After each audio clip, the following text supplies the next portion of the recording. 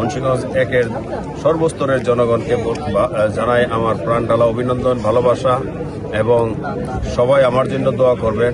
আমরা সরকার থেকে একটি ঘোষণা পেয়েছি। আমি এই তফসিল ঘোষণার মাধ্যমে বলবো, জনগণ সবকিছুর ঊর্ধ্বে।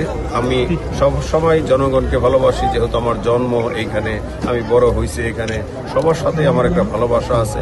আমি চেষ্টা করি মানুষকে সেবা করার জন্য, মানুষের পাশে দাঁড়ানোর জন্য, এবং আগামীতেও ইনশাল্লাহ আমি যদি জনগণের ম্যান্ডেট এবং আল্লাহর রহমত থাকে, তাহলে আমি সংসদে যেতে পারলে এই দেশের মানুষ যেন কোনোভাবেই অন্যায় থেকে দূরে থাকে, এবং এই দেশের মানুষের পাশে আমি দাঁড়াবো যেন কোনো নেশা না করতে পারে, এবং যুবকদের, বিশেষ করে যুবকদের বেকার সমস্যা দূর করার জন্য চেষ্টা করব।